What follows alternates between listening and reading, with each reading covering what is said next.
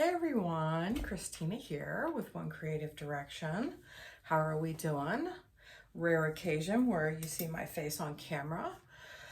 So tonight we're going to talk about another video in the art show series. I'm going to be looking down a lot because I jotted down some notes so I don't forget to mention anything.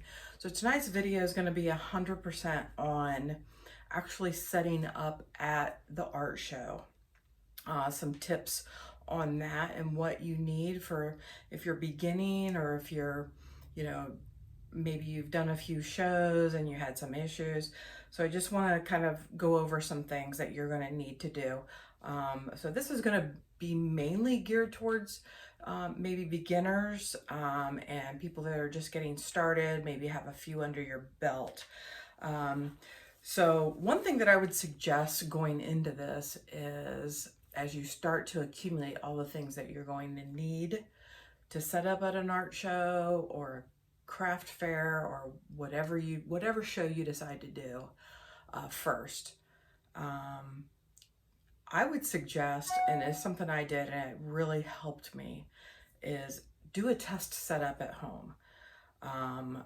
Because once you get to an art show or whatever show you're doing, if you forget something or you need something to set up or you need a tool or whatever, when you're 60 miles away isn't the time to realize that you need something. So I would suggest that you do it like a test setup at home. And I did that and I'm glad I did.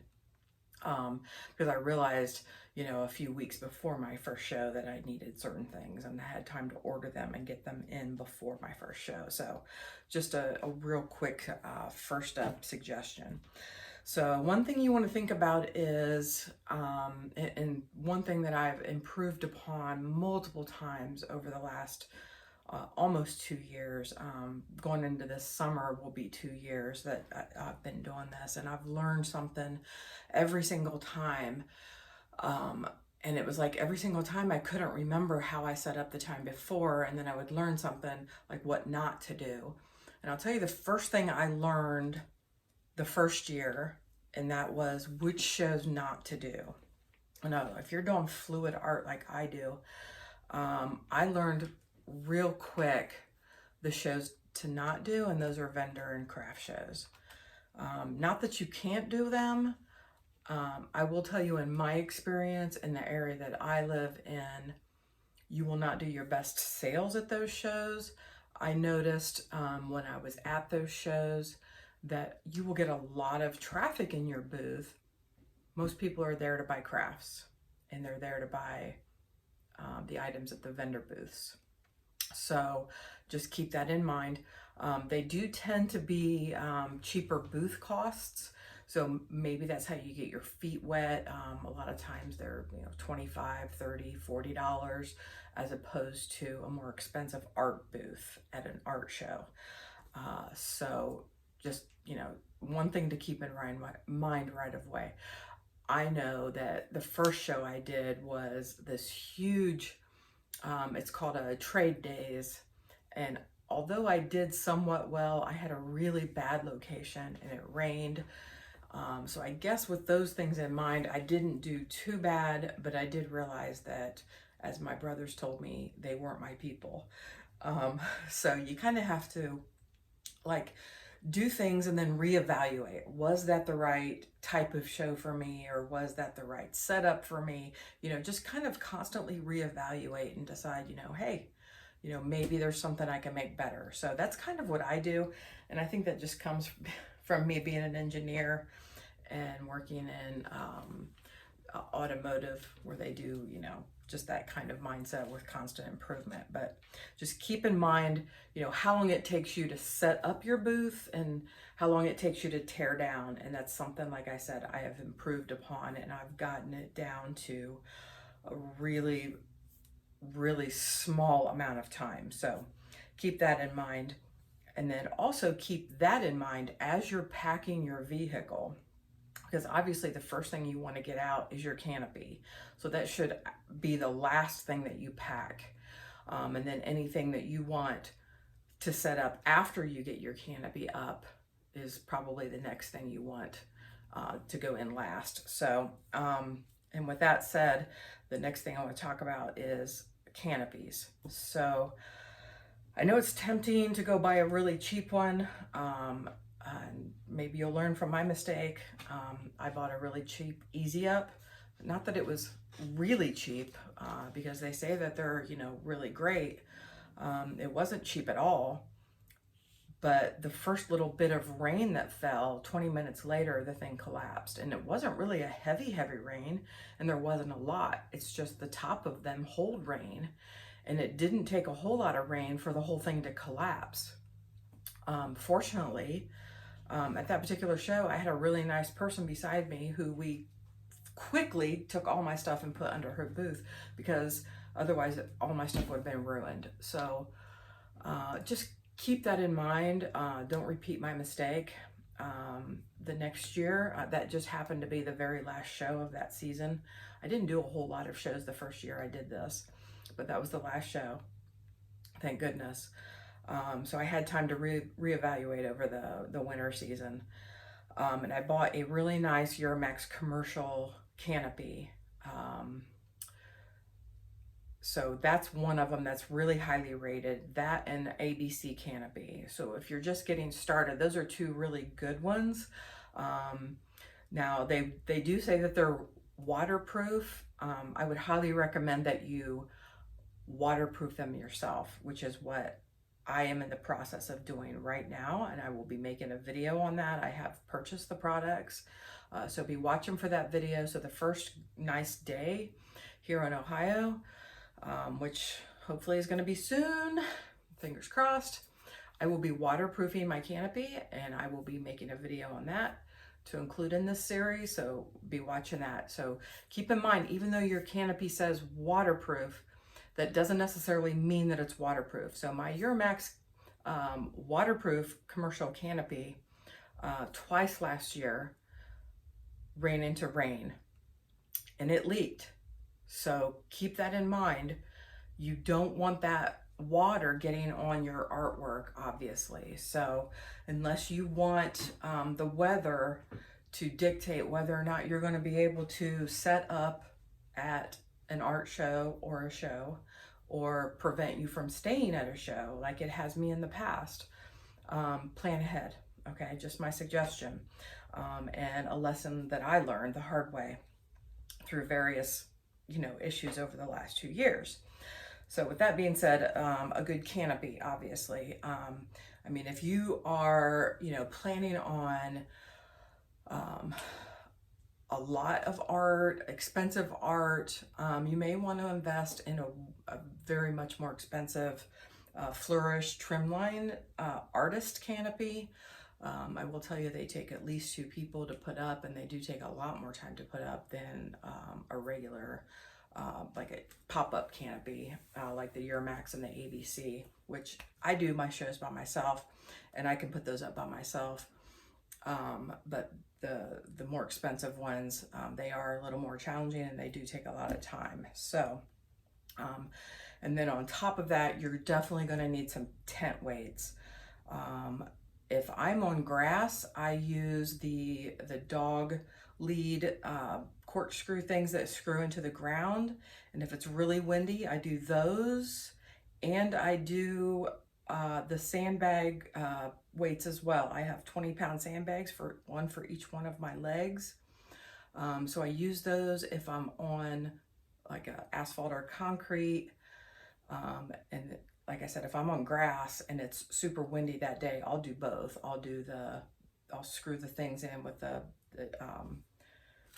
straps to the canopy, and do the sandbags, both if it's super windy. You can never be too safe. So once you've got everything taken care of for your canopy, then you need to think about, how am I going to display my art? And right off the bat, I purchased some used grid panels from a company that was going out of business. So I didn't have to pay full price for all of them, although I did buy one from Amazon that was quite pricey. So I had quite a few sets of grid panels, and although they're nice and sturdy, and you can strap them to or attach them to like your canopy legs, and it does give you extra weight, right? I will tell you, for someone my age and for someone like myself who's doing the setup and the tear down, and loading of your vehicle and moving them around and trying to get them set up, it's a lot for an old person. I'm just being honest with you. So after using those for 2 years, I had to reevaluate at the end of last year, and I have got to find something better to display my art that doesn't just absolutely wipe me out, because at the end of the day, I was just wiped out to the point where I was so tired I would go to bed at 7 or 8 o'clock at night. So I came up with a really nice way to display my art, and there is another video in this series and on how to do that. Super economical, way cheaper than grid panels. So you may want to check that out. I'll put a link for it in the description box. So check that out. But definitely think about how you're going to display your art. What's the best for you and your budget. Just like every other decision you make, it's got to be the best for you, what you're selling, and what's your budget, okay? The next thing you want to think about is, do you need a table? Do you need, a tablecloth? What do you need on the table to display what you have going on? Myself personally, I take one table to every show. If it's a 10 by 10 space, every once in a while you get a show that the standard booth size is 10 by 20. I actually have a backup canopy. It's not as nice as my Euramax, but I'll take that one as well, and I'll take a second table if I have enough stuff at that time. But I sell a lot of coasters, and originally I was taking 2 tables in my little 10 by 10, and it was taking up all the floor space. So I've recently rethought my entire setup, and that's what kind of stimulated this whole art show series. So you'll have to check out how I changed my entire display and how I'm displaying my coasters now. So instead of spreading them out on the table, I've displayed them vertically, so it's a lot easier to see them, and I have more room on my table, and I only have to take one table. Okay, so after you think about all of the ways that you need to display your items, and I do have another video on jewelry, because a lot of us do the paint skin jewelry. I made it another display for my jewelry. One thing that it's super hard to display it, transport it, and just all those different variables with the jewelry. I think this is like the 6th time I've changed how I display it, transport, etc. It's very challenging, but I think this time I've got a good handle on it. My last one wasn't too bad, but it did take a little bit of time to set up the display that I made.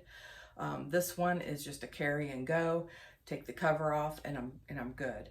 And it hangs. The one before sat on the table, so this one doesn't take up table space as well. So again, it goes back to that. I just want to take one table to a show. Okay, so the next thing is, you've got your art in your booth. You want to make sure, and I know there's a lot of debate about whether or not you should or shouldn't, and that is price your artwork. I've been on a lot of different websites and forums and Q&As and a lot of Facebook groups, and went through a lot of people's feedback on what are the things that draw you into a booth, and what are the things that drive you away from a booth. And one of the things that I see a lot is people say that if they go into a booth and something's not priced, the most people will not ask you what the price is.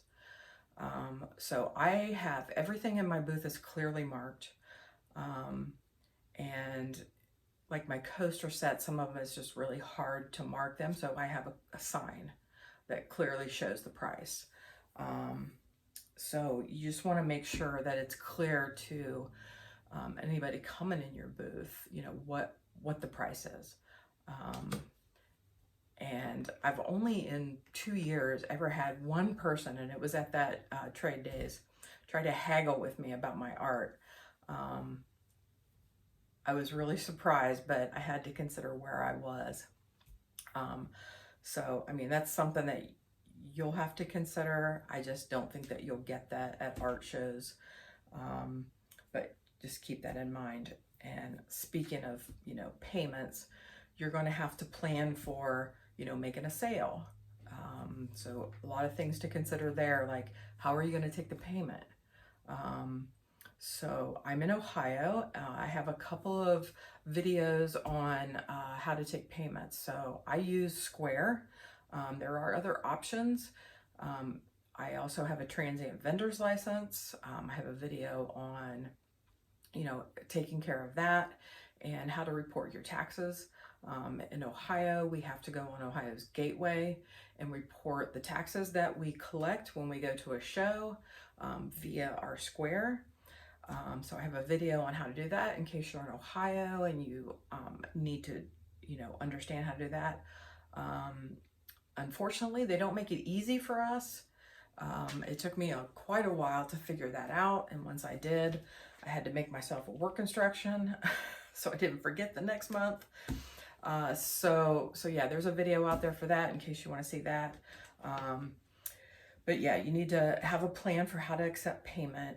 You know, display it in your booth somewhere, or, you know, just be able to communicate that to, you know, the people coming into your booth that want to purchase something. You know, how do you take payment? Also, with that said, you know, be prepared to, you know, package your items. What are you selling? Are you selling vases? Are you selling just canvases? Are you selling anything glass that's breakable? You might want to, you know, grab some bubble wrap, some butcher paper to wrap paintings, some bags. You know, just plan for what you're selling so you have, you know, bags, packaging, you know, everything that you need to safely get that home for the client that's buying it from you. So keep that in mind. I have a box that I call setup. It has bubble wrap, it has tissue paper, it has a big roll of like butcher paper for the larger paintings that I can wrap. It has tape in there. It has pretty much everything that I've accumulated over the years that I've been at a show and thought, oh, I probably should have brought that. And I've organized it. I have like a divider in it with all the different sections. So I try not to go unprepared, because I have gone to a few things unprepared, and I always like make a mental note, don't ever forget that again. So it's kind of my little, I actually call it my setup box. So it has all that kind of stuff in it. And a couple of things, you know, as far as selling, make sure, one of the other things that was kind of the feedback from folks is, you know, make sure you're present in your booth. There were some comments, quite a few comments made about, you know, going into a booth and nobody's there.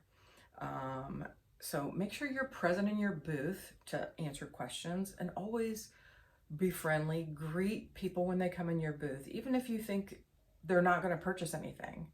I get so many young people in my booths. They're just fascinated by artwork, and I love that they're interested in it. I encourage it. I'll talk to them all day. I try to talk to them and not ignore anybody else coming in my booth, but just be present and be friendly, even if you are pretty sure they're not going to buy anything. I think it says a lot about you as a person, and I think it's more likely that those people will come back and see you, and if they see you at another show, they will more likely stop at your booth again. So just a couple of things. A lot of shows, especially when you get into the bigger shows, require insurance. Now, when I first started and I start seeing this, you know, $1 million required for booths, and I've seen a few of them that were more than that required for each vendor, not just total. I was pretty blown away by it. And I contacted my insurance company, and to insure yourself for like a year or a season is pretty expensive.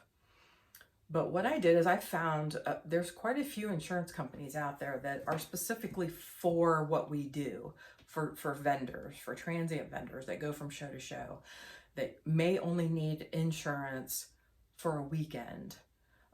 So you can go out and buy it for just, you know, one day, for one weekend, and it's a lot more economical that way. You know, $10, $15. It depends on what coverage they're asking you to have for that particular show. So keep that in mind as well. And one thing I learned, I think the first couple of times I went, was not every show is going to have, you know, food vendors. So I always pack snacks, pack lots and lots of water, drinks. Sometimes I've been so busy that it's 4 o'clock in the afternoon. I haven't gotten a restroom break. I haven't gotten a food break. I mean, just plan for the absolute worst. Take, you know, take whatever you think you're going to need.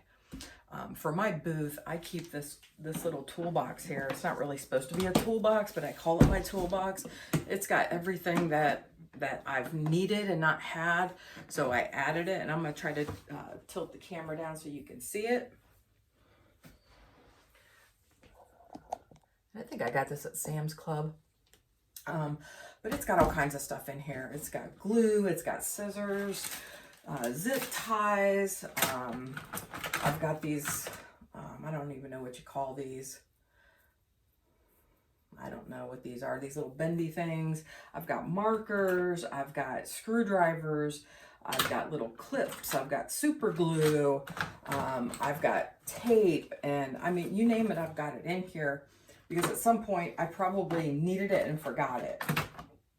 I've got extra business cards. Yeah, I've got all kinds of stuff in here. And then I also display my art with,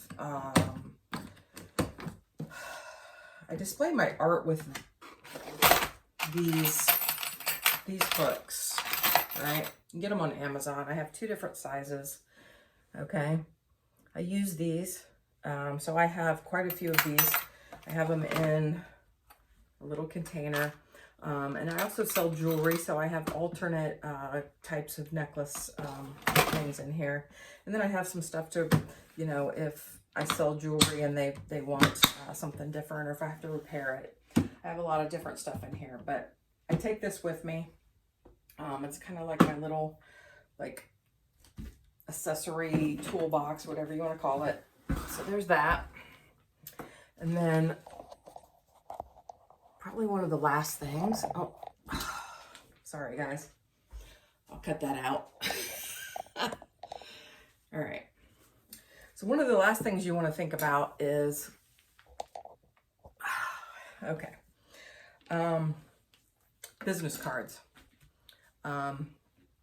You will go through a ton of business cards, so be prepared.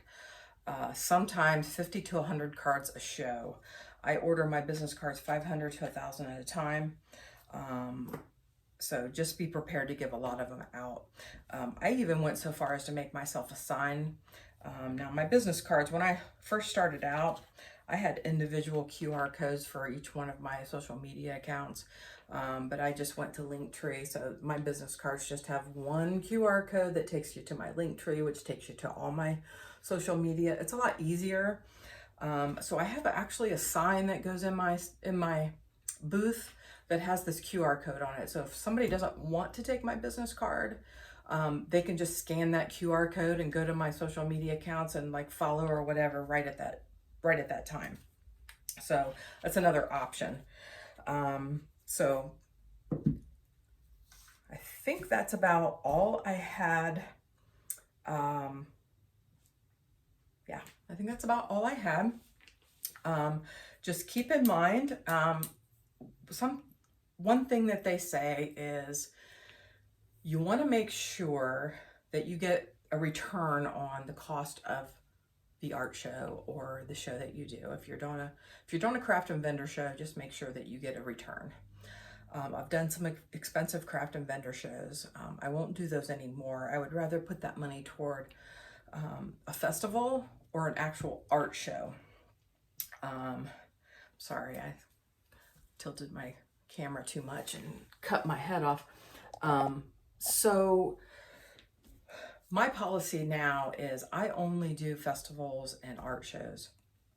And I try to only do the art shows that don't have these astronomical booth fees, because you can get into some really expensive $1,000, $1,500, $2,000 booth fees, and then on top of that you have the judging fee that is non-refundable, and sometimes those get up to $100 or more. So I try to avoid those, especially because the economy right now isn't the greatest, and you don't know if you're going to get that back. So just keep that in mind. But yeah, that's pretty much everything I had to share. Hopefully this is helpful to anyone out there. Please let me know what you guys think in the comments. I hope you guys are able to get started at a show, get set up, and are very successful. Please let me know what you think. If you have any questions, feel free to reach out, but please check out my other art fair videos that I've made so far. I have a few more planned. Like I said, one of them is going to be the waterproofing, and then I will do a final video on my complete redo of my setup with all my ideas incorporated into it, all of my, revamping of all my setup. So stay tuned for that. That'll probably be in April. My first official show for this season is in April. So I'll probably do that setup then, unless I have time and a good day where I'm able to set up here. But I've got it all laid out and I know how I'm going to set it up. So but thanks again for joining me today, and I will catch you guys on the next one. Bye now.